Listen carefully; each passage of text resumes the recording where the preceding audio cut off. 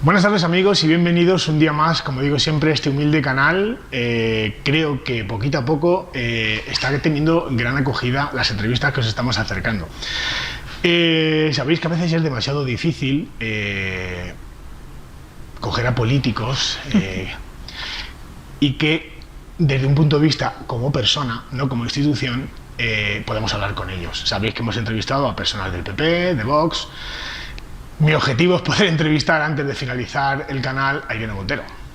Es difícil, pero lo intentaremos.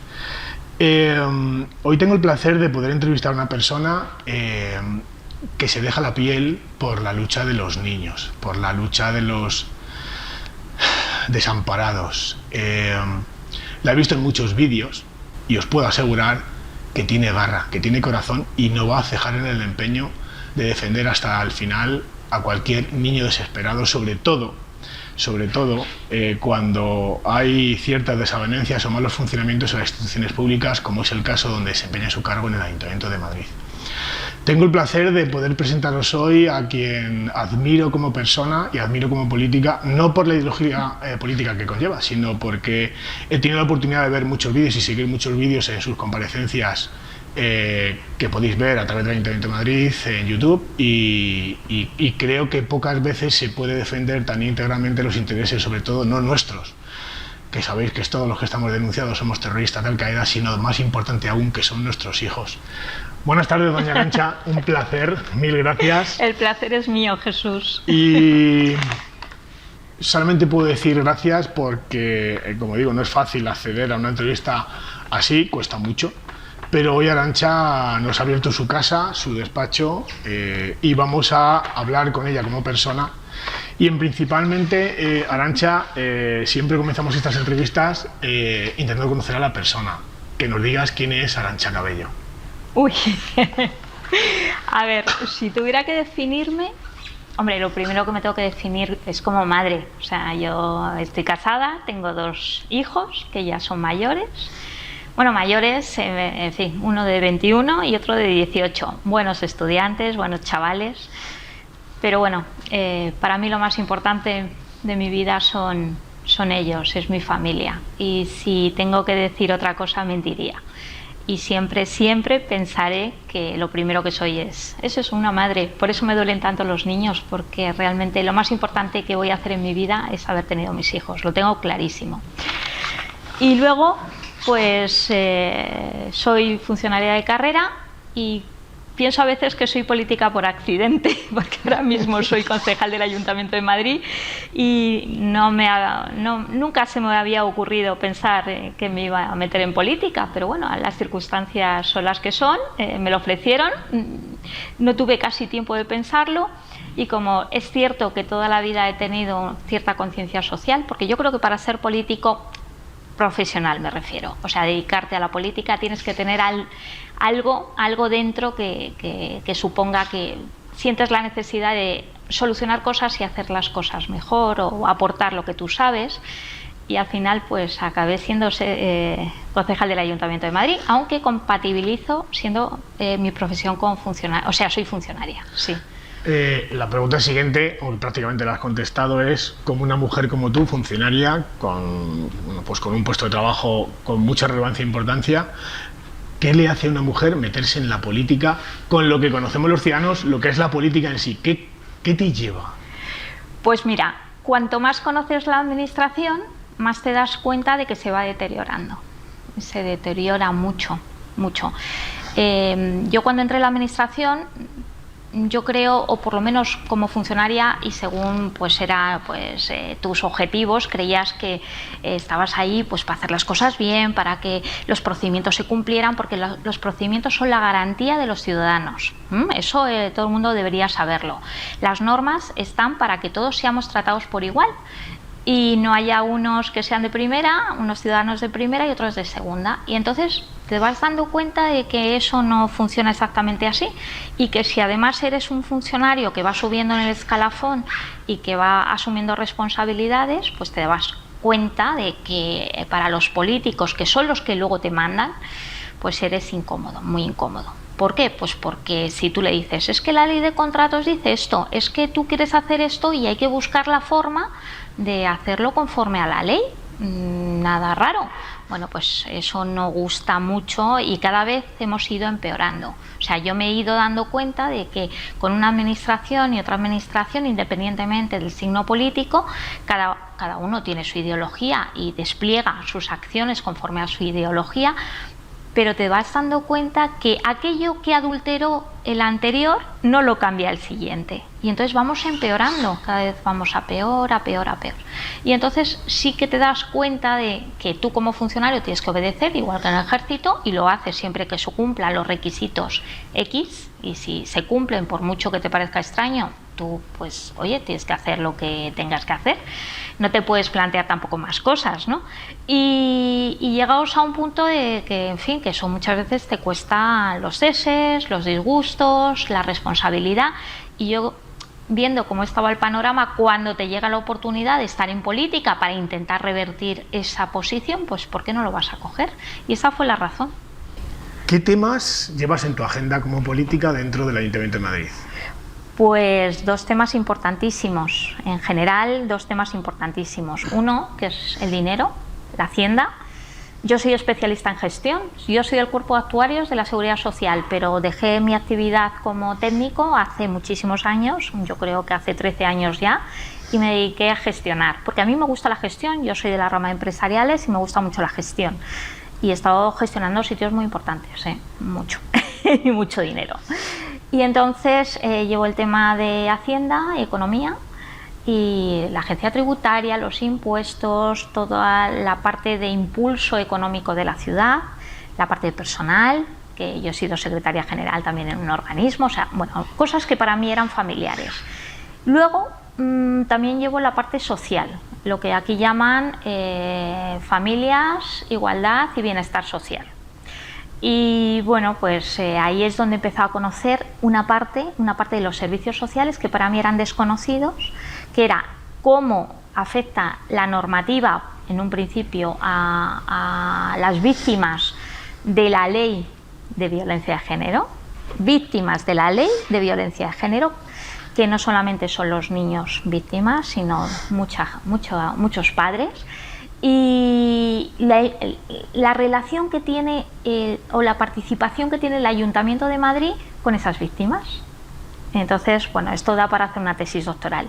Y luego, de forma derivada, pues, o de forma tangencial, pues resulta que he descubierto que ese modus operandi que se tiene con los que son víctimas de la ley de violencia de género, se utiliza o se creó, o no sé, tuvo como su inspiración en cómo se están tratando a los niños en los casos de tutela de menores, que eso es la gran caja de Pandora que yo he dicho en las redes sociales, que está pendiente por abrir en nuestro país, y yo creo que quizás sea mucho más grande, posiblemente sea a nivel europeo.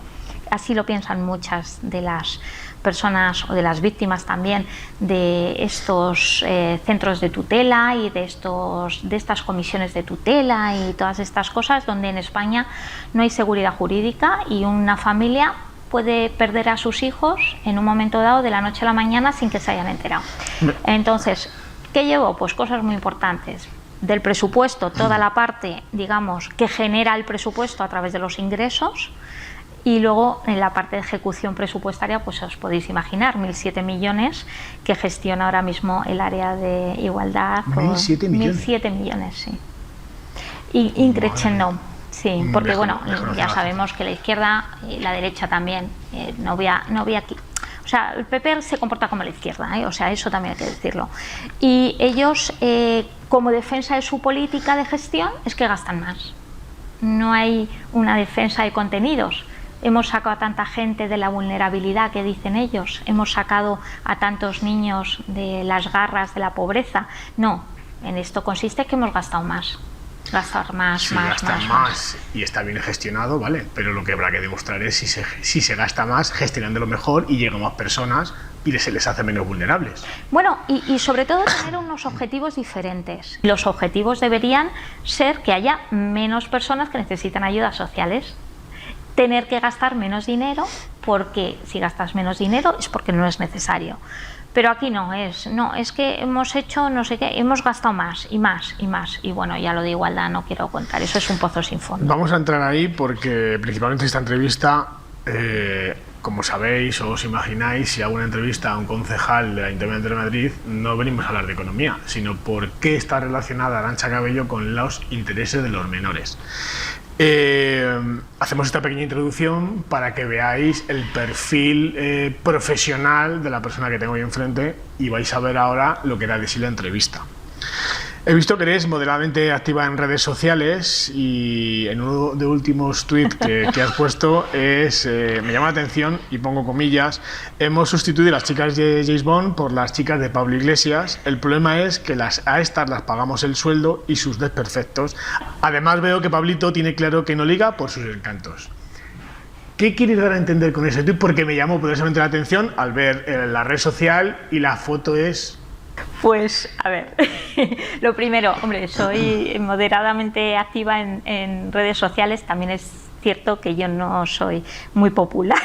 Se ríe mucho, uno de mis hijos se ríe mucho porque dice que le dedico mucho tiempo y que no surte mucho efecto. Pero como yo soy muy resistente, no resiliente, sino que yo muy tenaz, pues yo sigo y bueno, pues yo digo mis cosas, ¿no? Y hay veces que sí que es verdad que llego a mucha gente a pesar de mis 3.000 seguidores, que no son muchos en redes. Pero a ver, es que lo de Pablo Iglesias para mí es terrible. O sea, yo soy de una generación que se lo ha currado mucho todo. Yo me saqué la oposición embarazada y trabajando. Y tenía un niño pequeño. Y no falté nunca al trabajo. Ninguna incapacidad temporal. Yo todo lo que he conseguido lo he conseguido a base de esfuerzo. Y yo estuve, cuando nació el Ministerio de Igualdad, trabajando allí una temporada, muy poco, 8 meses. Me llamaron para un tema de gestión económica, que les montara un tema de justificación de subvenciones, que lo hacían bastante mal, por cierto, pero bueno, yo lo dejé montado como buena funcionaria. Y yo sí que llegué allí con cierta ilusión, porque es verdad que yo soy de una generación donde sí viví un techo de cristal, donde te das cuenta de que cuando tienes un hijo, tus aspiraciones profesionales pues se ven muy limitadas, y si eres una persona inteligente te das cuenta. Pues yo llegué allí con ilusión. Bueno, ideológicamente es verdad que no coincidían conmigo porque yo soy provida y tal, pero a ver, yo soy funcionaria, yo trabajo para quien está y lo hago con lealtad a mis jefes, ¿no? Y me di cuenta de que aquello era todo mentira, de verdad, era todo mentira, era la época de Viviana Aido. Era todo mentira. El circo romano. Sí. Pan y circo. Pan y circo. Y resulta que bueno, pues me da mucha rabia porque qué poco, o mejor dicho, cuánto desprecio y qué tomadura de pelo está haciendo Pablo Iglesias con las mujeres. Con mujeres como yo. O sea, realmente toda la vida luchando por trabajar, porque puedas llegar donde tú consideras que puedes llegar, de acuerdo al esfuerzo que tú quieras hacer, pero que seamos valoradas realmente por lo que somos. Eso es algo por lo que hemos trabajado muchísimas mujeres durante muchísimo tiempo. Y resulta que este señor, además, defendiendo la bandera de esa igualdad, que luego te das cuenta de que es desigualdad, no es igualdad, y encima se ríe de todas nosotras, fíjate, no estoy diciendo de todos los españoles, pero de mujeres como yo, y dices, mira, yo mi churri la coloco aquí delante de todos, ¿por qué? Porque yo lo valgo, porque puedo, y porque además tú te vas a comer todo lo que yo te estoy diciendo, me lo vas a pagar, porque para eso soy el vicepresidente o el ex vicepresidente y aquí mando yo. Es un insulto de tal calibre, de verdad que no puede ser que las mujeres de partidos de izquierdas estén tragando lo que están tragando. Eso te iba a decir, no me lo creo. ¿Cómo es posible que gran parte, todas las que salen, las chicas Bond o las chicas de Pablo Iglesias, en esa foto que hacen con selfies en Nueva York, compren ese discurso que sí, y no me gusta utilizar el tema de machismo, porque bueno, yo en este país creo que el machismo creo que dejó de existir en gran parte hace ya bastantes años. Ha habido un machismo a lo largo de los años que impedía que mujeres pues pudiesen volar, tener una cuenta bancaria, tener un trabajo fuera de casa. Creo que eso se acabó hace muchos años. pero porque este tipo de mujeres, sobre todo jóvenes, compran el discurso más machista, que es llegar a un puesto solamente por acostarse o estar en el lecho de una persona X en cierto poder. ¿Por qué tenemos que comprar ese discurso? Es que ellos no tienen ese discurso, o sea, ellos son orwellianos, ellos se han dado cuenta de que ellos pueden hacer una cosa y decir una cosa y hacer la contraria. Ese es el esquema mental que tienen, y entonces ellos han debido considerar que somos todos los españoles tontos, y es que realmente muchas veces demostramos que lo somos. ¿Por qué? Porque para eso se ayudan de los medios de comunicación, de todos los programas de la tele, de un montón de gente que, aunque esté pensando lo que está pensando, como van a obedecer al líder, porque son los líderes de los partidos los que dan de comer a un montón de gente, pues ellos hacen lo que les da la gana. O sea, ellos se comportan como verdaderos tiranos, son déspotas. Y entonces un déspota, ¿qué hace? Pues tiene sus vasallos y dice, y ahora yo te estoy diciendo que hagas esto, pues yo hago lo contrario y encima me vas a votar. Es que funciona así. Entonces es un desprecio absoluto por los ciudadanos. En este caso es muy evidente porque ellos se han enfundado en la bandera esa de la igualdad y tal, que luego te das cuenta que es mentira. Pero es muy evidente en eso, pero es que ocurre en un montón de cosas que no son exactamente tampoco los temas de igualdad o temas muy ideológicos. Es que yo recuerdo a Irene Montero cuando hablaba de sus mellizos o cuando hablaba de la última niña que ha tenido y hablaba de la niña sin haber nacido por su nombre, que me parece muy bonito. Yo los nombres de mis hijos no los elegí hasta muy tarde, pero ella hablaba de su hija con un nombre, no recuerdo, de la última que ha tenido. Sí. Y luego es la primera que está defendiendo que se pueda abortar a un feto de 8 meses. Entonces, claro, es que es una contradicción absoluta la que tienen en la vida. También digo, es una falta de valores, o sea, realmente... Eso me llama la atención, Arantxa, perdona que te corte, porque sí, hasta donde yo sé es una mujer antifamilia, es abortista, pero en cambio tiene a un macho alfa que le ha proveído de 3 hijos, vive en un casoplón, es ministra gracias a ser la novia de... Eso llama la atención porque es hipocresía al más alto nivel. Sí, pero también es verdad que los comunistas tradicionalmente han hecho una cosa contraria a la que ellos han defendido. Por ejemplo, en todos los países comunistas, las élites tienen una diferencia social y económica enorme, mucho más grande que los países, digamos, liberales, ¿no?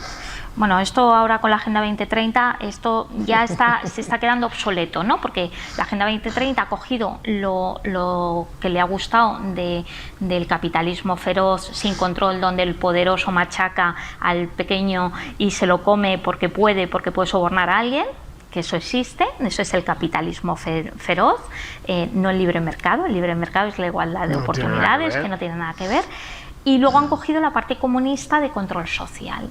Y entonces, si tú unes la mentalidad que tienen los comunistas, te darás cuenta que no hay ni un comunista pobre si ha llegado al poder. De los que están al poder, ninguno. Es más, lo hacen con tal descaro que te llegas a sorprender porque dices, no, es que ellos dentro de su mentalidad lo tienen clarísimo. Nosotros somos la élite, nosotros mandamos, nosotros vivimos diferente y bueno, luego está la igualdad para todo, para el resto, que son los inferiores. Y los tratan como inferiores, además.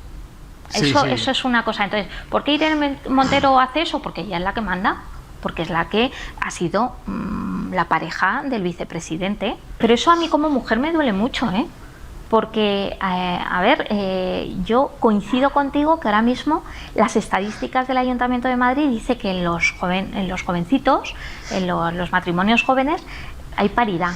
Pero hay paridad en las tareas del hogar, en cómo vemos la realidad, la sociedad. O sea, realmente esos reductos culturales donde cada uno tenía unos roles diferentes, ojo, que esos roles no quieren decir que fueran tampoco machistas, porque cada uno tenía en muchos casos, podía tener su círculo de actuación en una familia y bueno, pues si eso está acordado, pues muy bien y con respeto y tal. en unos roles que a mí, pues con mi forma de ser, no encajaban tampoco. O sea, yo sí que he tenido que no luchar tanto porque yo siempre me he sentido igual a los hombres, pero sí que es verdad que había ciertas resistencias sociales, pues por el hecho de la maternidad, que sigue siendo una de las brechas que tenemos como mujeres. Y eso es una realidad y esos roles siguen existiendo. Y entonces, que venga estas chicas y que encima te lo restrieguen en la cara, es que a mí me parece un insulto y yo me siento insultada. Arantxa, con 50.000 menores tutelados, muchos de ellos robados a sus padres. Vamos a entrar ya en materia, que es un tema que le apasiona y le cabrea a Arantxa. Me duele. Con 3.000 suicidios al año, entre los que el 80%, como sabes, son hombres, 330 niños secuestrados cada año, de los que solamente se recupera el 3%, y el 92% de esos secuestros son a manos de madres, las cifras no son machistas. Con un 70% de hijos asesinados por parte de madres, así lo dijo Beatriz de Vicente en La Sexta, el 70% de los filicidios son a manos de madres y el 92% de los neonaticidios son a manos de madres. Con la desprotección más absoluta de menores tutelados, que estamos conociendo cada día más esos abusos sexuales, esas tramas de corrupción y de pederastia que tenemos en muchas administraciones gobernadas por unos u otros partidos, especialmente, sobre todo entre la izquierda y extrema izquierda, como si Baleares, Valencia y demás. Tenemos el caso de la Comunidad de Madrid, con unas cifras que son alarmantes, pero no tanto como pueden ser otras. 50 mujeres asesinadas al año, es un drama, pero 700 se suicidan de media al año. En 5 años han muerto 250 mujeres asesinadas a manos de sus parejas machistas, pero en cambio un área que llevó protección social el señor Pablo Iglesias, en la época que llevó él, aproximadamente pareja en 5 años, lo último que hemos conocido es que han muerto 150.000 personas porque no se les ha dotado de suficiente dinero a través de la ley de dependencia. Y me entero, Arantxa, que han fallecido con una enfermedad reconocida y una ayuda que debía haber dado el Estado 150.000 personas. Con un ratio de población del 53% mujeres, 47% hombres, redondeando 50-50, me encuentro que han muerto 75.000 mujeres abandonadas por esta igualdad y este feminismo, 75.000 mujeres en 5 años frente a 250 mujeres asesinadas. 2 millones de procesos judiciales de violencia de género, que has llevado antes el tema de la agenda en el Ayuntamiento de Madrid y cómo afecta las políticas y la economía a esas víctimas que son afectadas por una ley aberrante, desde mi punto de vista. Con todas estas cifras que estamos manejando, ¿cómo se puede tener el poco tacto de estar dilapidando dinero a mansalva, 320 millones en el Ministerio de Igualdad, que es para todos los españoles o solamente para las mujeres? Pues mira, te lo voy a contar.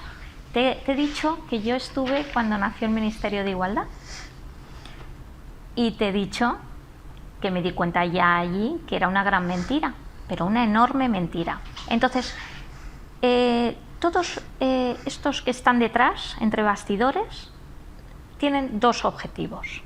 El primer objetivo es el dinero. El segundo objetivo, permanecer en el poder. Y buscan cualquier excusa para poder conseguir sus objetivos. Entonces, ¿cómo lo han hecho? Muy fácil.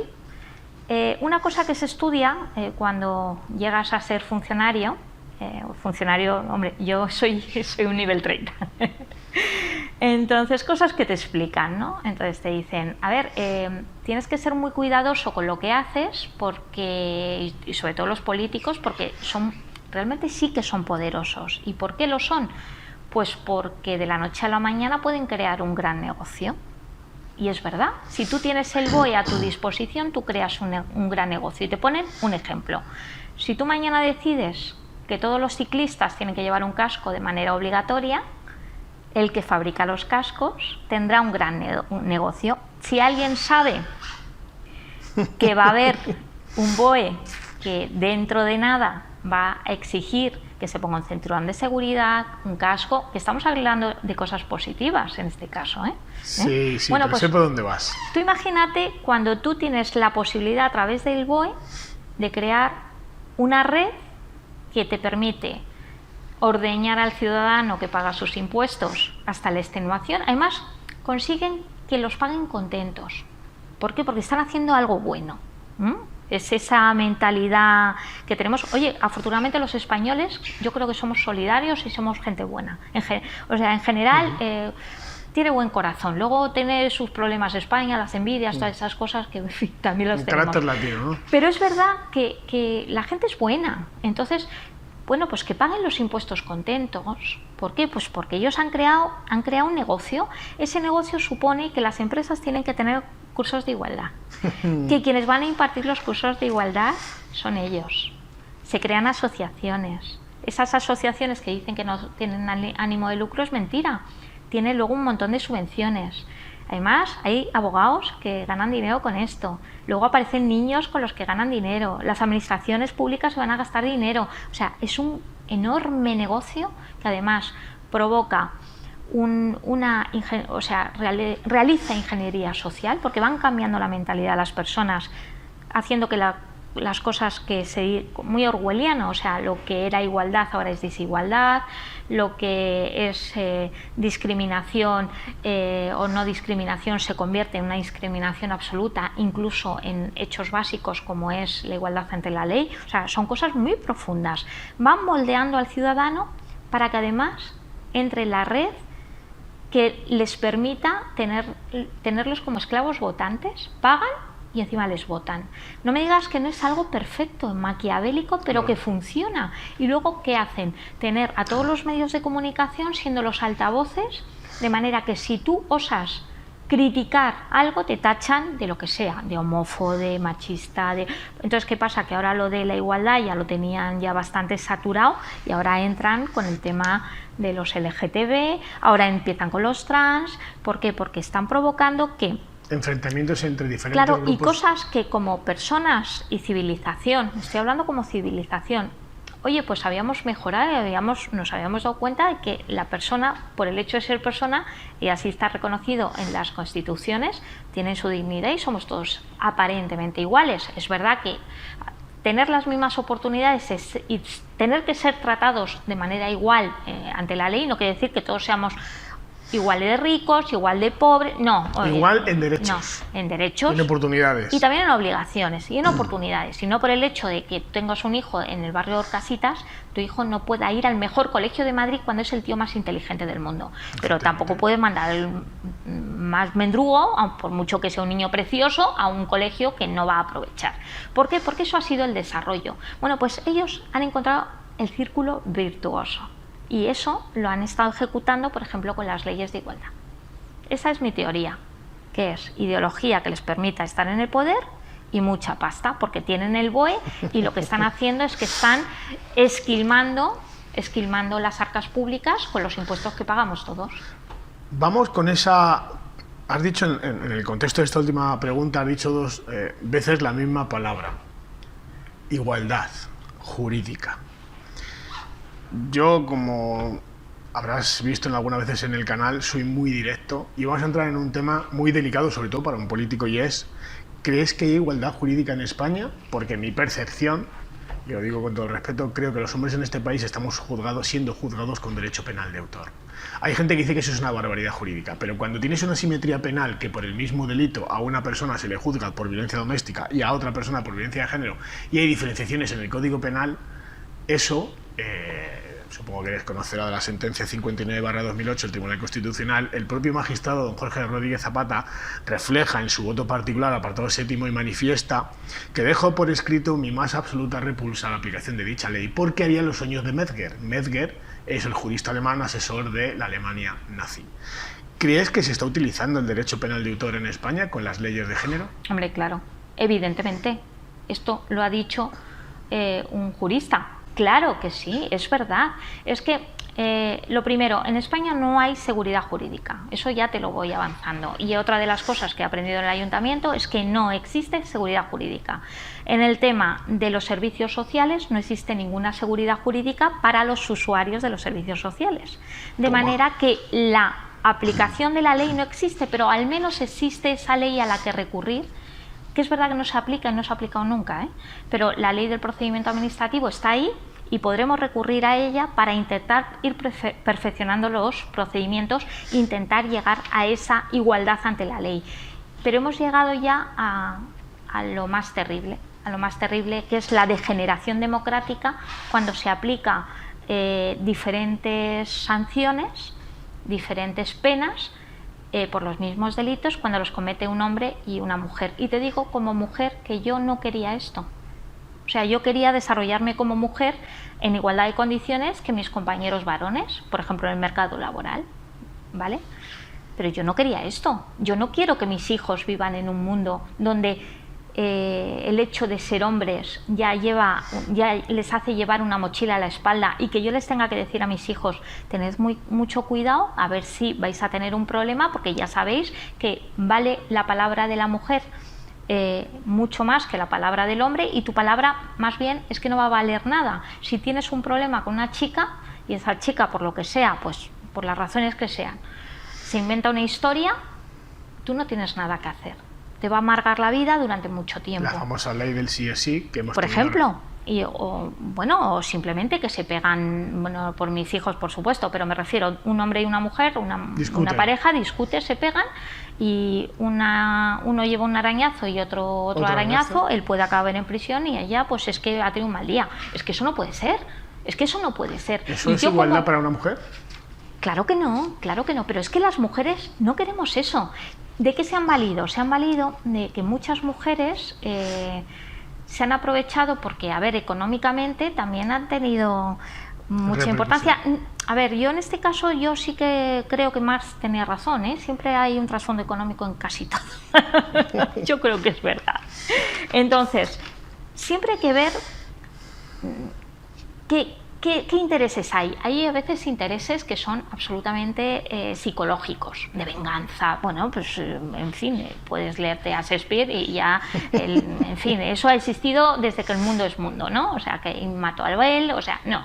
Esto ha existido así siempre. Pero es que luego hay intereses económicos que suponen que si se han comprado una casa juntos, pues que uno se quede en la casa y otro en la calle. Que si uno gana de un poquito más de dinero o dinero, lo que sea, aunque sea poco dinero, la pensión les importa, les importa mucho. Los niños, y los niños importan no tanto porque uno los quiera mucho y no, pero es que luego va el dinerito. Entonces, y resulta que eso existe, porque hay gente maravillosa que se separa y que no pasa nada y que tiene una relación magnífica, pero luego pueden darse todas esas circunstancias. La justicia tendría que ser ciega. Y no lo es. Entonces, ojalá. En España, desgraciadamente, el hecho de ser hombre hoy es un hándicap. Y ahora mismo tiene una desventaja los hombres frente a las mujeres. Así que es así y lo lamento, ¿eh? No, me alegro que seas tan clara y tan nítida a pesar de ser política en Ayuntamiento de Madrid, porque como veis es igual en un pleno. Os invito a que lo sigáis en directo, porque es apasionante ver a qué gente se enfrenta y cómo se enfrenta. Vamos a entrar directamente ya en tu campo profesional, que es el Ayuntamiento de Madrid. Y perdóname, porque es una cosa que me transmiten muchos ciudadanos, y es un poco la hipocresía del minuto de silencio que se ha organizado, que se está organizando en los últimos meses y años por parte del Ayuntamiento de Madrid, ¿no?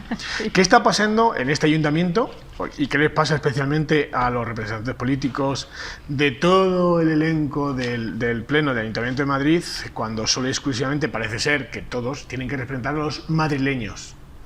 Hombres, mujeres, blancos, negros, homosexuales, transexuales, da igual, son madrileños. ¿Por qué son personas? Efectivamente, representan a todas las personas. Sí. ¿Por qué solamente se tiene que mostrar de manera humillante, y para mí es insultante, que solamente se muestre respeto y un minuto de silencio cuando muere una mujer y no cuando muere un niño, un hombre, un anciano? Porque esta ideología tiene dogmas, y además como si fueran... las religiones son religiones que, bueno, es que esto ya es muy profundo, ¿no? Pero esto forma parte de lo de la ideología de género, es una pata de la Agenda 2030, que yo no lo sabía, ¿eh? Esto ha sido a base de leer, de escuchar, de pensar, he llegado a la conclusión de que es una de las patas, pero es una pata fundamental, la ideología de género. La ingeniería social a la que nos están sometiendo. Ahora lo están sustituyendo por el cambio climático. Bueno, no, es que esa, digamos que es como esa sí es la la gran religión. Es la gran religión que pretende sustituir a las religiones tradicionales. Y lo digo como lo siento, ¿eh? O sea, ni católicos ni cristianos, no, ellos quieren crear los poderosos de verdad, que no somos nosotros ni son nuestros gobernantes aquí en España, no, los poderosos de verdad quieren crear esa gran religión que es el cambio climático, que tiene sus dogmas y además tiene sus sectas. Entonces, pues ahí está la ideología de género. Esas representaciones que son, digamos, escenificaciones con cierto trasfondo casi religioso, de secta, eso de reunirse para unas cosas sí, para otras no, con esas señales, con ese, pues no sé, con esa liturgia, es que para ellos es necesario, porque si no se les cae, porque realmente o te lo crees como un acto de fe, que las mujeres son buenas por naturaleza y que se merecen todo y que se merecen su minuto de silencio, luego a las mujeres les da igual, ¿eh? Es ese sometimiento de la sociedad, a las mujeres les dan igual, y prueba de ello lo de Irene Montero y tal, y todos estos que participan los políticos de todo ese montaje, pues siguen y hacen seguidismo de lo que tienen que hacer. Es que ellos tampoco se lo creen. Es que esa hipocresía, te hago esta pregunta precisamente porque ha habido una gran repercusión cuando ha habido una mujer asesinada hace semana y media, 10 días, sí, por otra mujer. Sí. Y no hemos visto, nadie ha podido ver al señor Almeida, a la señora Villacís, nadie ha visto un minuto de silencio por esa mujer asesinada. Tuvimos un minuto de silencio en el Pleno a petición nuestra. A petición vuestra, pero sí, ese minuto de silencio que se suele mostrar en la calle, sí, no salieron. No, pero ni siquiera por un niño. ¿Por qué? Eso es lo que reclama la gente. No, ¿Por qué un alcalde de Madrid y la vicealcaldesa y el resto de instituciones políticas no muestran respeto por una persona asesinada solamente con perdón? Hombre, pues porque las personas les dan igual, lo que les gusta es, o lo que necesitan es la escenografía dentro de esa ideología de género, y cualquier cosa que les distorsione el tema de la secta o de esa religión chirría. Entonces, claro, a la población no le puedes mostrar lo que hay detrás, porque si le muestras lo que hay detrás, es el rey desnudo, la gente se va a dar cuenta de que esto chirría y que no está bien. Y sobre todo porque España es un país donde a la gente le duele que maten a alguien, y a la gente en general le da igual que sea un hombre o una mujer. Yo creo que es una cosa que yo sinceramente, o un niño que lo haya matado su madre o que lo haya matado su padre, pero es verdad que dentro de toda esa distorsión necesitan esas figuras y necesitan opacar al resto, porque entonces salen las cifras que son apabullantes.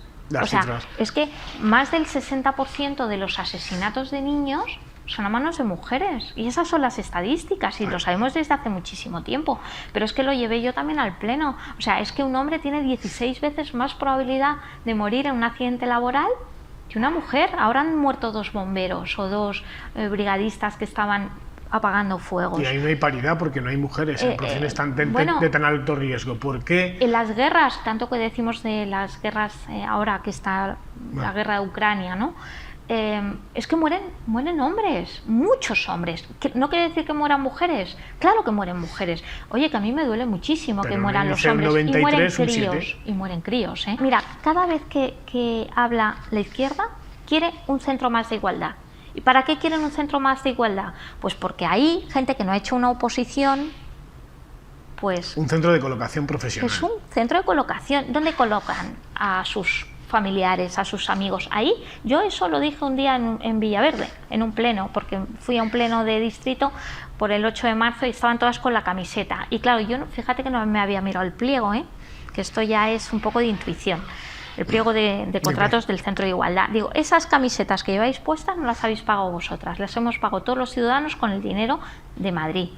Y se callaron todas, me miraban así con los ojos muy abiertos, porque era cierto. Luego miré el pliego y es que lo ponía en el pliego, las camisetas del 8 de marzo. Y dices, hombre, es que es un centro de colocación. ¿Y qué van a hacer? Pues trabajar por su trabajo. Bueno, defender su trabajo, porque viven de eso. Defender el chiringuito. Pero claro, viven de saquear a los ciudadanos, de que a un montón de autónomos no tengan dinero para llegar a fin de mes, que estés pagando un IBI desorbitado, que con la plusvalía mortis causa se forren, que es terrible, y así todo. Y entonces es un gran negocio. Luego a la gente no les importa tanto. Es más, creo que les importa muy poco. Yo estoy convencido de ello viendo lo que llevo viendo en los últimos 15 años. En un tuit del 18 de julio dices, junto al pie de una foto que dejas en tu red social Twitter, acompañas a la asociación Anavid y dices que el Ayuntamiento de Madrid ha rechazado vuestra iniciativa de modificar el texto existente tras el acuerdo de la Junta de 1 de marzo del 2018 y que solo reconoce a mujeres menores víctimas de violencia de género, por otro que recoja que todas las víctimas de violencia merecen un minuto de silencio, que es lo que veníamos hablando. Vamos a entrar de lleno en algo. ¿Cuál es el motivo principal? Aparte de contar con su presencia, vamos a sacar el cajón y a sacar la leona que lleva adentro. ¿Qué son los niños para Arantxa Cabello?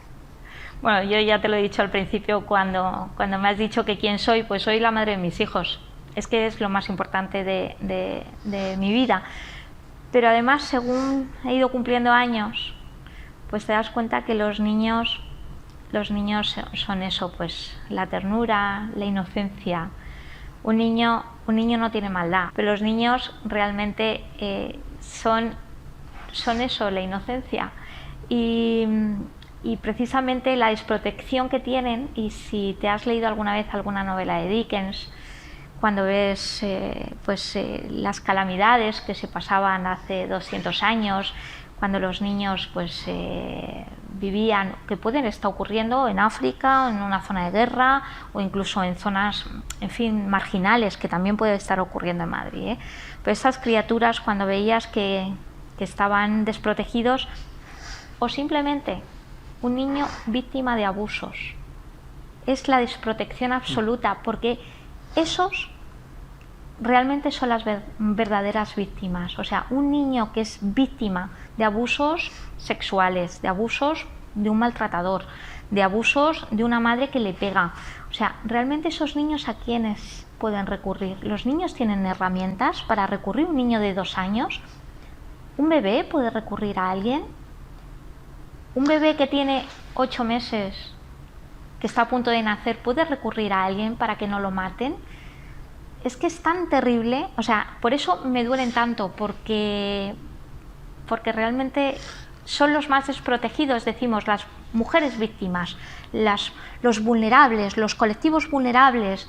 No, los niños, porque además los niños no tienen forma de salir del entorno, de la rueda del maltrato, del asesinato, que se mata a los niños. Que normalmente quien abusa de ellos y los maltrata es el entorno social, que se tiene que encargar de su protección, ya sean centros institucionales o los propios padres, en este caso madres, ¿no? Y luego, una faceta importante de los niños y que altera lo que serán luego en un futuro, que es el cariño y el afecto. Entonces, ¿por qué me duelen tanto los niños? Porque esos niños que son arrancados de sus familias, ojo, que pueden ser pobres y pueden tener muchos defectos, pero un niño que no vive con el afecto que debe tener, luego tiene muchos problemas y tiene lo paga en su vida de adulto. Efectivamente. ¿Qué está pasando en los centros de menores del Ayuntamiento de Madrid, como son los CAE y los puntos de encuentro? ¿Qué está sucediendo desde hace años? Son centros de atención a menores y para mí eran desconocidos. O sea, yo llegué aquí al ayuntamiento, yo tenía mi bagaje profesional, sabía mucho más de impuestos que de temas sociales. Yo había estado trabajando, bueno, soy funcionaria del Inserso, trabajo en el Inserso, y es verdad que sí que había tenido contacto con temas sociales porque soy funcionaria de Seguridad Social, pero con temas de menores en concreto yo no había trabajado. Y entonces empiezo a descubrir un mundo curioso, y es que en el ayuntamiento me hablaban mucho de los CAIS, de los CAF, de los PEF. CAIS, que son centros de atención a la infancia, los CAF, que son centros de atención a las familias, y los PEF, que son los puntos de encuentro familiar, todos con una buena intención y con una razón de ser que yo no voy a negar jamás. Eso lo primero.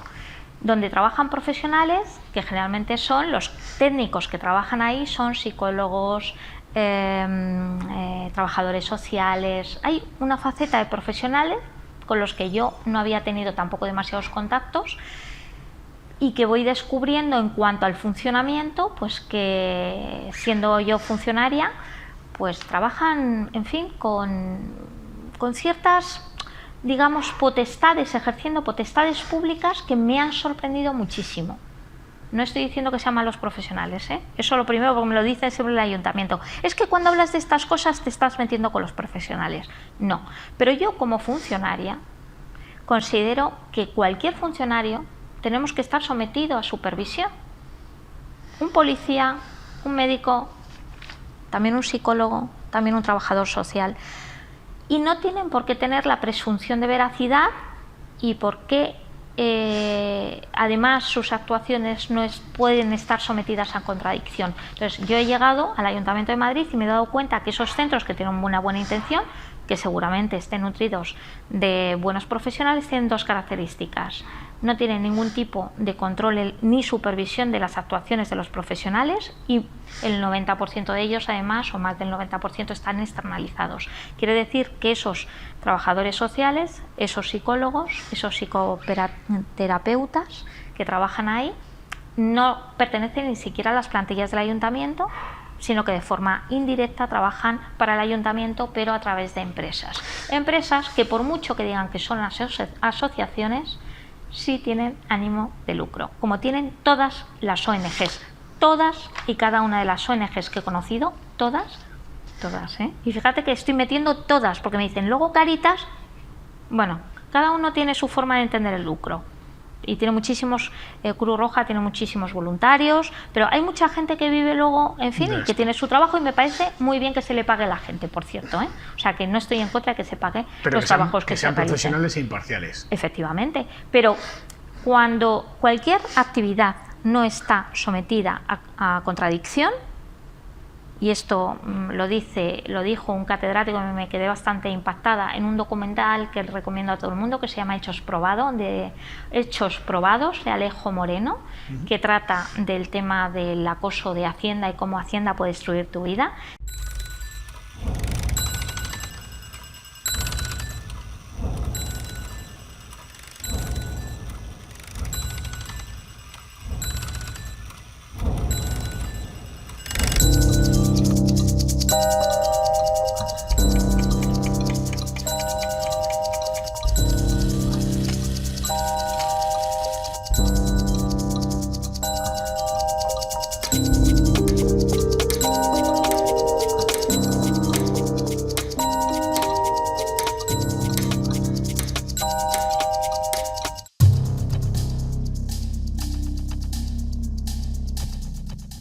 Tiene el mismo modus operandi que tienen el funcionamiento de este tipo de centros. En este caso son inspectores de Hacienda que deciden que van a por una presa y donde el ciudadano pierde todos sus derechos y no puede someter a contradicción, o a no ser que tengas mucho dinero, aunque lo tengan, ¿eh? Es muy complicado someter a contradicción las opiniones de funcionarios que tienen la presunción de veracidad y se la otorgan así los jueces. Pues esto está pasando en los temas sociales, con un agravante, y es que tenemos a niños por medio. Indefensos. Metiendo, aunque no tiene mucho el tema que ver, pero sí, no sé si me puedes hacer algún tipo de comentario del tema de servicios sociales, de protección de los menores. No sé si eres conocedora de la sentencia que hemos conocido hace, creo que no llega una semana, esa condena a la Junta de Andalucía por mala praxis en los centros de menores, induciendo a los propios niños por abusos sexuales a los padres. Ha habido una mala praxis de profesionales con empresas externalizadas como son ADIMA y EICAS. ¿Eso es posible que se diera en el Ayuntamiento de Madrid? Por supuesto, pero no en el Ayuntamiento de Madrid, en cualquier sitio. Es que hay una condena actualmente a la Junta de Andalucía por el Tribunal Supremo. Te digo una cosa, Jesús, es que puede que estén pasando estas cosas. O sea, tú como institución, y lo digo como funcionaria, tú no puedes dejar a la buena voluntad del trabajador, del funcionario, el hacer las cosas bien o mal. No, pero como sistema. Es que no puede ser. Entonces, ¿qué ocurre? Que habrá un montón de gente buenísima, pero como no tienen supervisión, tienen presunción de veracidad, bueno, pues lo que decía el catedrático de Derecho Administrativo en ese documental, un catedrático que creo que ha fallecido ya, decía: riámonos de los sistemas totalitarios que hemos conocido si no somos capaces de tener un control sobre la actividad de los técnicos. Esos técnicos que al final, en función de sus informes, van a declarar a una persona inocente o culpable, van a retirar una custodia a una familia o van a quitarle la custodia a un padre, o van a decidir que si puede ver a su padre o no, o a su madre o no. Es que tienen un poder absoluto sobre esas familias y esos niños. En muchos casos sus actuaciones y sus intervenciones pueden ser correctas, pero en otros casos no tienen por qué serlo. ¿Por qué? Porque pueden tener un mal día, porque puede haber extorsiones, ¿por qué no? ¿Por qué no? Es que el mundo es perfecto. ¿Quién se encarga de hacer ese control en el Ayuntamiento de Madrid? En teoría hay una dirección general que tiene que hacer ese control, me dicen que lo controlan. ¿Has podido comprobar si eso se controla? Yo tengo la convicción de que no. ¿Qué tipo de contratos, clase de contratos o conciertos y obligaciones tienen estos centros? ¿Qué tipos? Mira, es que los contratos son terribles, son terribles. O sea, yo no he visto una definición con más indefinición en los pliegos que los contratos de servicios sociales que tiene aquí el ayuntamiento, y digo el ayuntamiento porque no he mirado los de otros sitios. Pero cuando te estoy diciendo en el Ayuntamiento de Madrid, que te digo que no existe, yo tengo la convicción de que ese control no se está ejerciendo porque nunca se ha ejercido. Se ha decidido que todo se hace bien porque te lo dicen que en un papel que se hace bien. No, es que tienes que ir más allá. Y sobre todo cuando hay dinero de por medio. Hemos hablado antes del dinero y te he dicho que yo siempre pienso que cuando hay mucho dinero de por medio hay que ser muy cuidadoso, porque el espíritu humano es así y ya está. Y además cuando estableces controles haces que tu nivel de equivocación disminuya. ¿Por qué? Pues porque cuando tú tienes a alguien que sabes que en un momento dado te va a pedir cuentas, a lo mejor te retraes de hacer lo que no debes, o incluso eres más diligente, siendo una persona incluso diligente en su vida, y me pasa a mí también, o sea que no pasa a todos. En el momento que te pones ciertos controles o incluso te los pones tú mismo, pues oye, ¿por qué? Porque vas haciendo de tu vida pues que seas un poco más laxo en el comportamiento y tal. Entonces, esos contratos lo que dicen es, hay que hacer, por ejemplo, un CAI. El objeto del CAI es tratar a los niños o tener actuaciones con los niños en el marco de los procedimientos judiciales, ayuda a los menores, no sé qué. Y dicen, no dice el ayuntamiento lo que tienen que hacer, sino tráigame, empresa, un plan y yo voy a evaluar si lo que me dice en el plan que hay que hacer me parece bien y la contrato. ¿Y ese plan no tenía que ponerlo primero el ayuntamiento y exigírselo a la empresa que contrate? Eso es lo que digo yo. Que el ayuntamiento se hace al revés. Entonces aquí lo que se le pregunta es a la empresa, ¿usted tiene un plan para esto? Que yo tengo que hacer una serie de cosas, tengo que atender a menores, tengo que hacer cosas en informes para los juzgados, tengo que intentar que los menores que estén en una situación de vulnerabilidad salgan de esa situación o no caigan en ella, ¿vale? Tengo unos hitos que tengo que cumplir, ¿no? Entonces ese es el objeto del contrato. Y luego el siguiente apartado es, tráigame un plan y yo voy a evaluar cuál es el que más me gusta y lo contrato. Quien pone el plan es la empresa. Citan una ley o dos y se acabó. Yo todavía no he visto ninguno de los planes. Entonces, ¿qué hacen las empresas? Las empresas están estableciendo lo que ellas consideran, se lo compra el ayuntamiento y les compra un paquete. Les compra un paquete con contratos que son de trabajadores, ¿vale? Donde están, por ejemplo, ahora los del grupo 5, que están en huelga porque además se les paga muy poco a los trabajadores. Otra cosa igual, Jesús. Si no se paga dinero no habrá grandes profesionales. Porque no vas a tener al mejor, claro que no. No vas a tener al mejor, o a lo mejor la persona que va, pues oye, no es el mejor profesional o dices que necesitas unos cursos y tal, pero es imposible encontrar a trabajadores que cobran mucho menos de lo que cobra un camarero. Es que eso no puede ser, con todo el respeto por los camareros, pero un camarero no tiene la vida de un niño en sus manos. Yo te iba a preguntar algo, y como sabéis todos, yo he vivido el desastre, el desamparo, la podredumbre, iba a decir también la corrupción, de los puntos de encuentro del Ayuntamiento de Madrid durante 2 años. No es que lo pueda decir, es que lo acredito porque, como sabéis, lo tengo grabado. El Ayuntamiento de Madrid, especialmente los responsables del área de familia, ¿son conscientes de los riesgos que conlleva un menor en un CAI? No. Es decir, me explico. Vamos a poner una situación, vamos a decir, atípica, ¿vale? Algo que no existe, porque como sabes, las mujeres sois seres de luz. Imagínate que llega un CAI una situación donde un niño está siendo maltratado por una madre. ¿Cómo debe actuar el CAI y cómo actúa? ¿Cómo debería haber actuado el CAI? Porque sabemos de lo que estamos hablando, Jesús.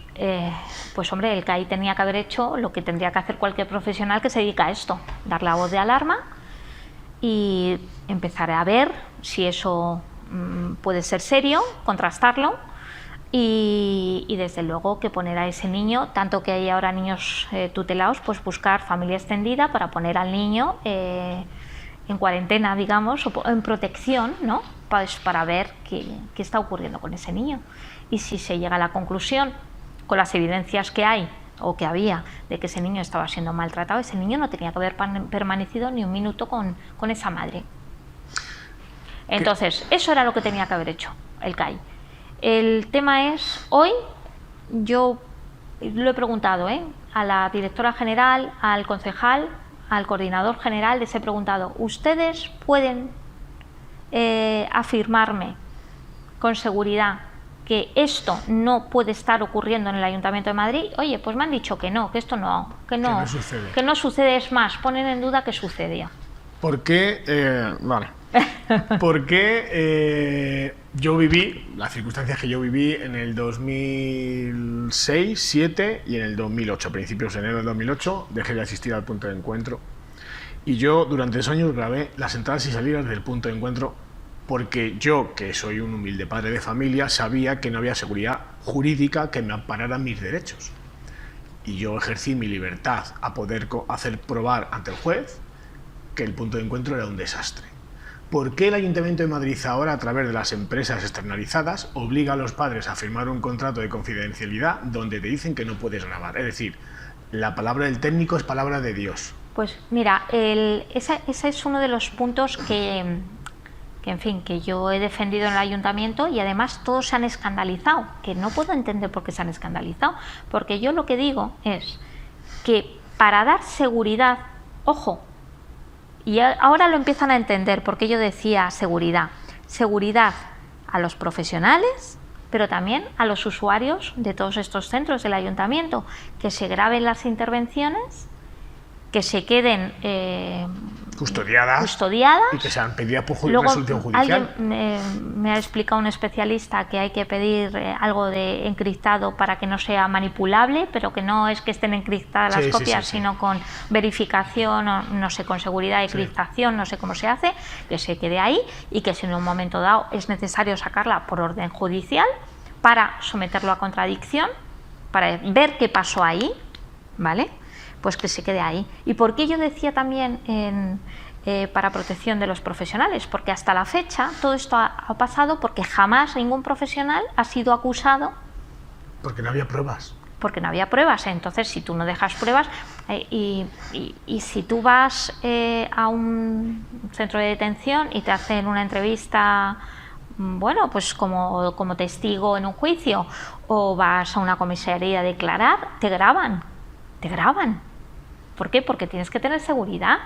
¿Por qué? Porque, oye, en un momento dado puede haber una mala interpretación, puede haber un profesional que no tenga un buen día y que haya sacado conclusiones erróneas.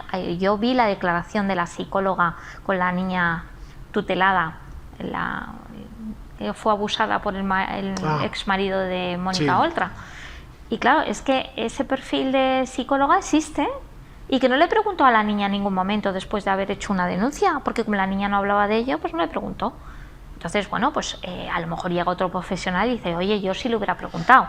¿Por qué? Porque puede haber profesionales que tengan una opinión, otra, oye, por lo menos, y hechos muy relevantes, como por ejemplo la sensación de que hace los informes de manera mecánica, independientemente de lo que pase y que están pensando en otras cosas, pues porque a lo mejor el que está allí pues es alguien que le están pagando 4 perras y está haciendo una sustitución, que eso no hemos hablado de los contratos, pero que también se puede dar, que hay alguien de baja, meten a otro, no tienen ni idea, le van a pagar menos que una señora de la limpieza y entonces pues está ahí, que a lo mejor está pensando en otra cosa y cuando acaba la intervención dice, uy, a ver qué tenía detrás, copia 3 frases y ya está, y no tiene nada que ver con la intervención.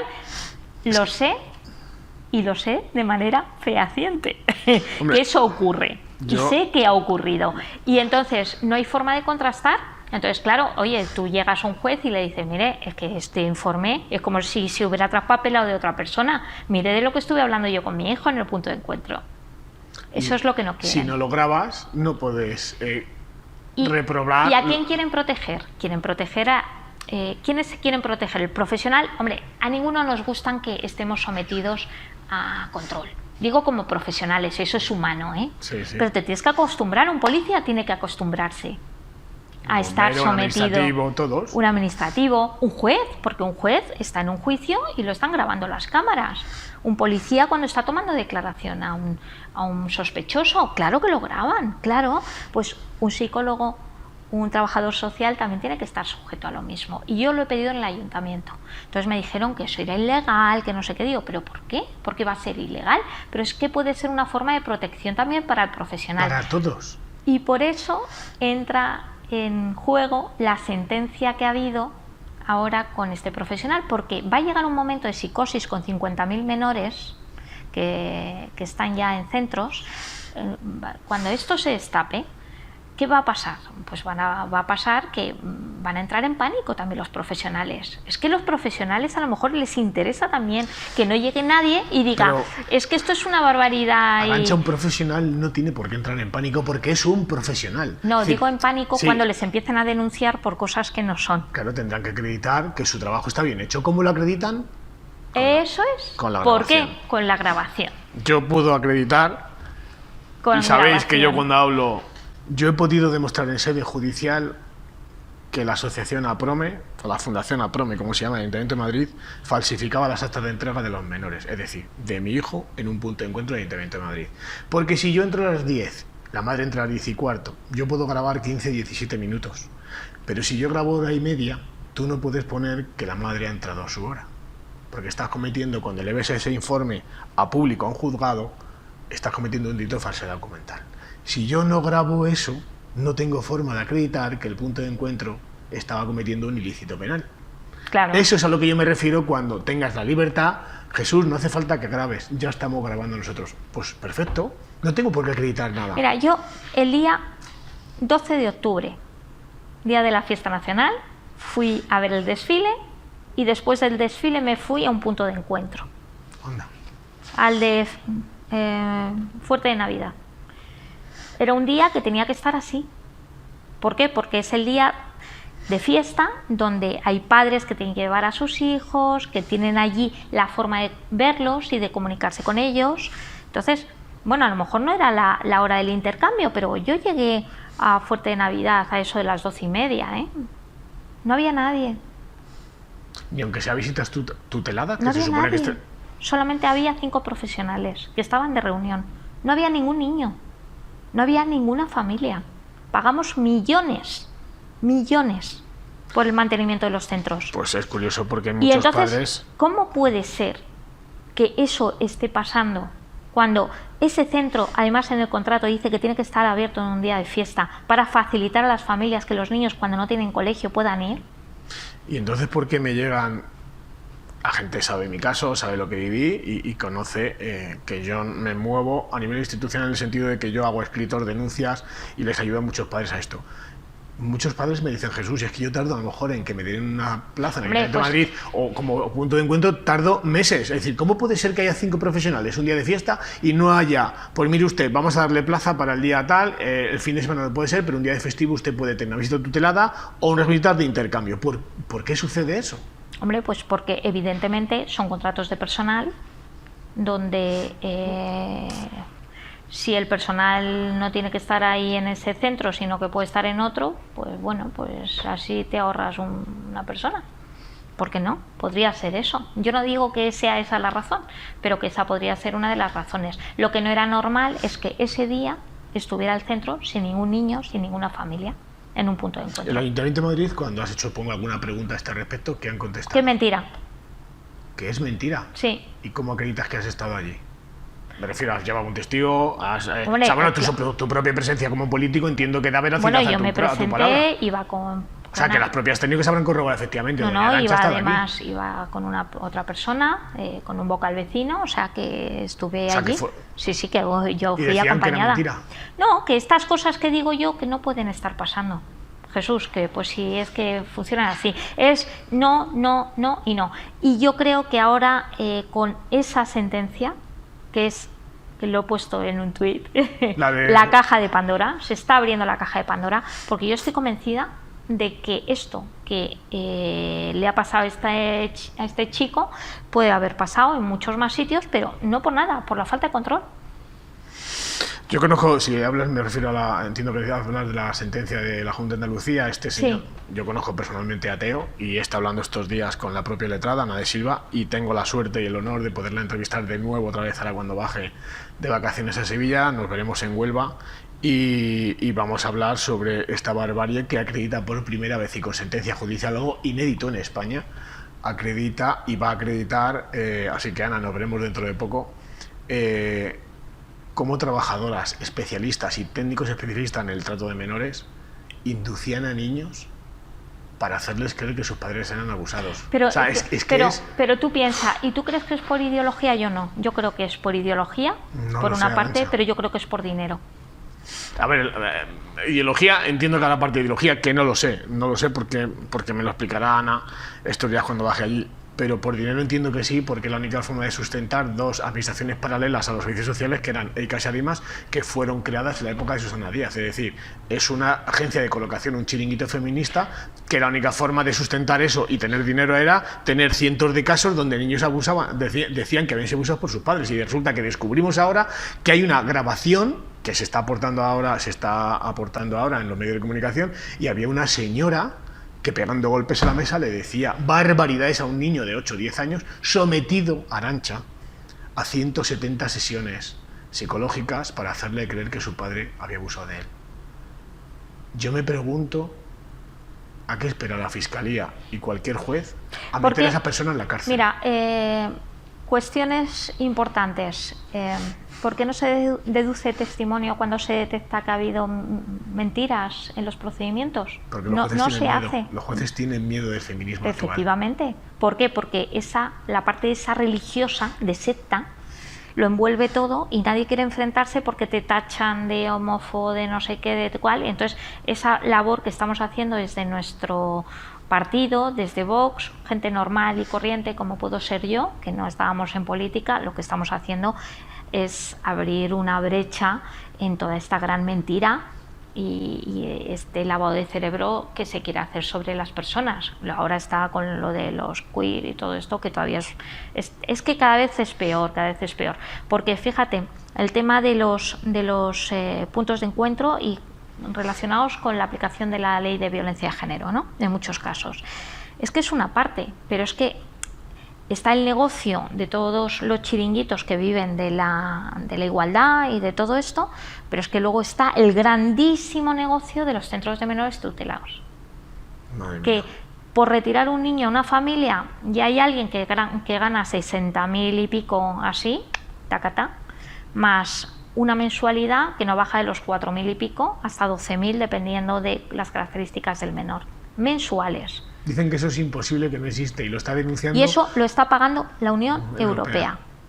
¿Qué pasa? Que la Unión Europea está favoreciendo el que cada vez haya más niños tutelados, porque tener un negocio de centros de niños tutelados, fijaos lo que he dicho, o fíjate lo que he dicho, es un negocio, pero es un negocio tan lucrativo que yo creo que es mucho más lucrativo incluso que ciertos tráficos de ciertas cosas, O sea, es muy lucrativo. Y además de manera legal. Estamos en el siglo XXI y la gente se cree que los grandes negocios, digamos, ilegales son los negocios relacionados con las drogas. Mentira.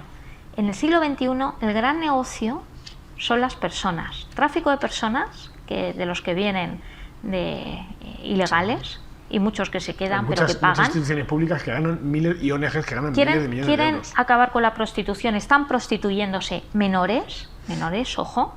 O sea, En instituciones públicas gobernadas por quien dice que tiene que proteger a los menores y encima dice que hay que prohibir que eso. es otra de las grandes hipocresías, está fomentando incluso el atacar la ilegalidad de tener relaciones con menores, ojo, que hay mucho pedófilo por ahí, y luego el gran negocio lucrativo de los menores que son arrancados de sus familias para entrar en esa gran trama que ahora el otro día me planteaban, y claro, a mí se me ponen los pelos como escarpias porque yo ya no me creo nada. Lo buenísimo que es tener familias de acogida. Si a una familia de acogida por un menor le dan 60.000 euros así tacatá y luego 5.000 euros o 3.000 mensuales, ya te digo yo que habrá familias que los tendrán como en las novelas de Dickens. Sí, sé que yo sé porque... Entonces eso no puede ser. O sea, hay cosas por las que no tenemos que pasar y desde luego que hay que ser cuidadosos. No quiere decir que en las familias de acogida sean malas familias. Conozco casos cercanos. Que han salvado la vida a niños. Para ir terminando, Arantxa, me gustaría que miraras a tu cámara y que dieses un mensaje de esperanza. Vuelvo a repetir, os invito a que veáis sus intervenciones en el Pleno y entendéis mucho el porqué de esta entrevista. ¿Qué le dirías a esos padres que están inmersos en procesos de separación, de guardia y custodia y que se ven desamparados cuando llegan a un punto de encuentro de Ayuntamiento de Madrid, a un CAI? ¿Qué les espera? Y sobre todo, ¿tienen garantías jurídicas de que van a poder tener ayuda de profesionales ahí? ¿O qué tendrían que hacer para tener esa seguridad jurídica?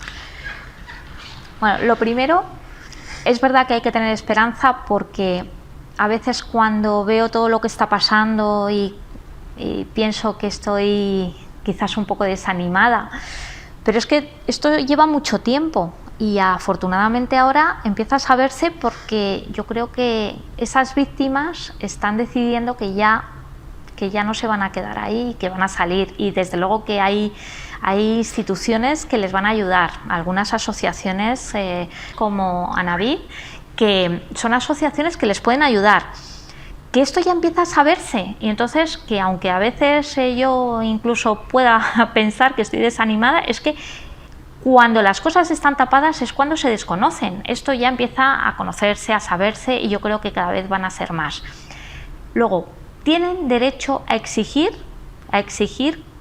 que se les dé el trato que se merecen conforme a la normativa, que pueden pedir hoja de reclamaciones, que pueden poner quejas y que desde luego que cuando les amenazan no se dejen. Eso es muy importante, muy, muy importante. No hay que dejarse amenazar.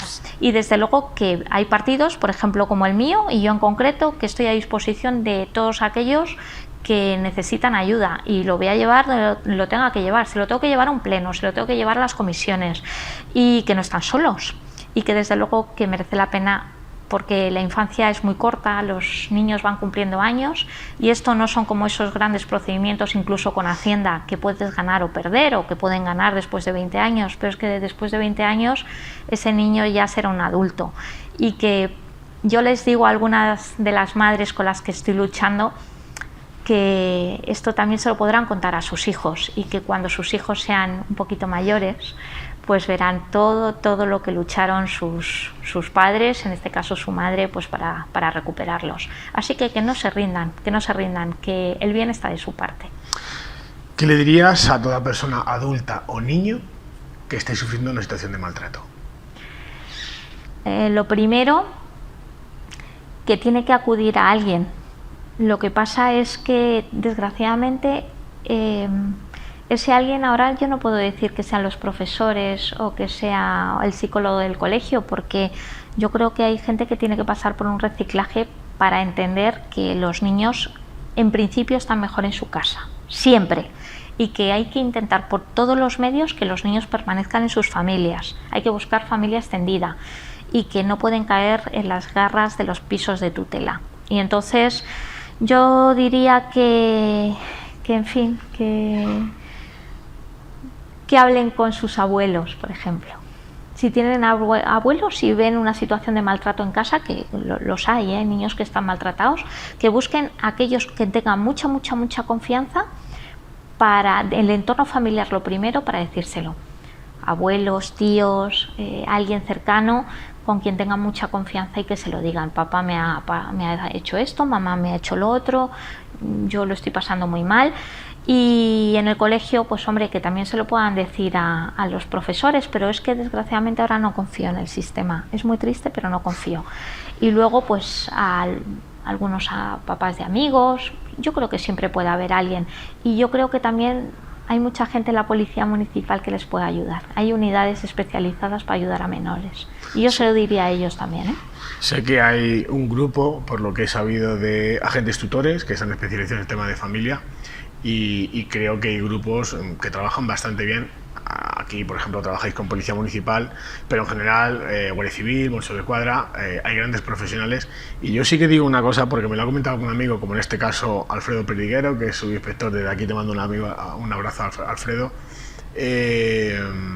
Dice que una cosa generalizada, que me cuenta él y otros amigos de Guardia Civil, están muy cansados de que papás o mamás desde muy pequeños a los niños le dicen: como te portes mal, cuando van a los policías a un colegio, van a cualquier sitio donde haya menores, se les dice a los niños: cuando te portes mal te lleva la policía. Y me dice Alfredo: Jesús, estoy harto de que los padres parece que somos los ogros. Y a los niños hay que orientarles y enseñarles que cuando tengan un problema, aparte de su papá, su mamá y su familia, la policía es la siguiente que va a cuidar de ellos. Transmite esto. Pues fíjate que nadie me había hecho esa pregunta, ¿eh? Y yo iría a la policía también. Además, conozco algunas unidades que están trabajando... Claro, muy de cerca, ¿no? Sí, muy de cerca, y que están en investigaciones abiertas con el tema de los pisos de menores tutelados. Entonces, con eso te lo digo todo. ¿Qué crees que pasará, para terminar? ¿Qué puede pasar de aquí a un futuro, 3, 5 años, con estas políticas de género, chiringuitos y millones que estamos dilapidando? ¿Qué crees que puede suceder? ¿Qué sucederá? ¿Si va a ser algo positivo o vamos a ir a peor? A ver,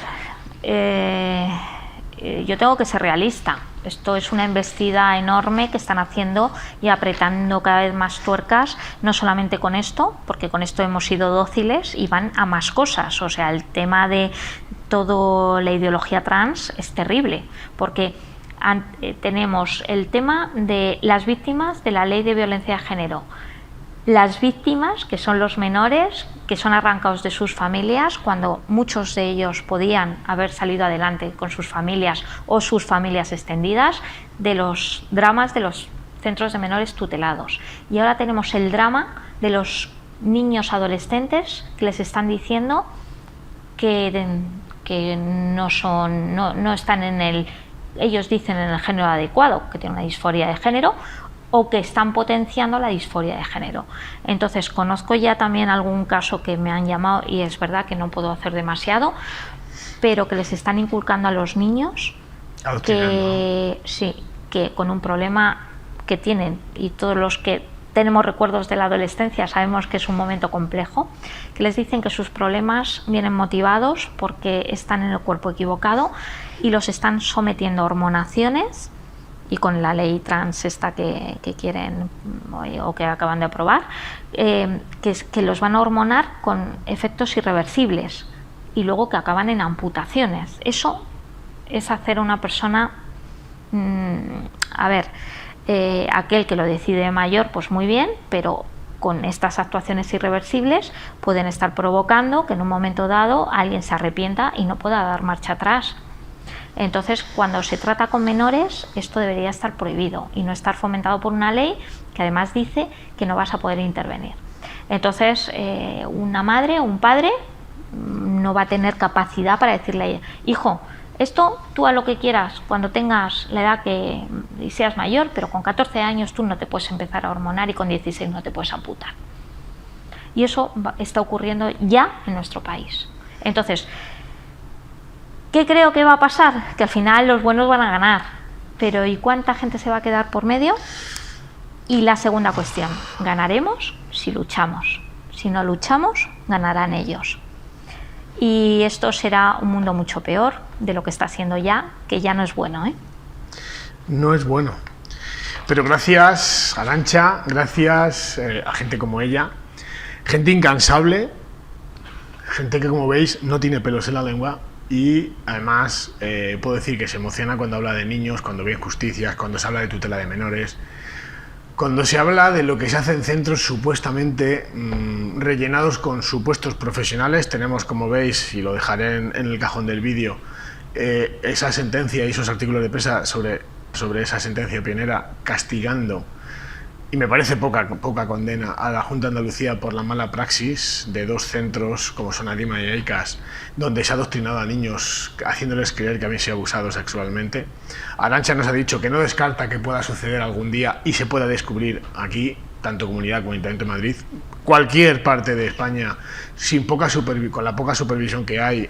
Los padres estamos abocados, por desgracia, a vivir dramas. Yo doy fe de ello. Pero gracias a gente como Arantxa tenemos un hilo de esperanza. Y como digo siempre, el primero que pierde es el primero que se rinde. Arantxa Cabello, mil gracias por esta entrevista. Tienes aquí tu casa. Jesús. Y lo único que puedo decir, señores, levantaos y otra vez hasta que los corderos se vuelvan leones. Fuerza y honor. Y gente como ella está para ayudar a gente como yo y como todos vosotros. Hasta la próxima. Fuerza y honor.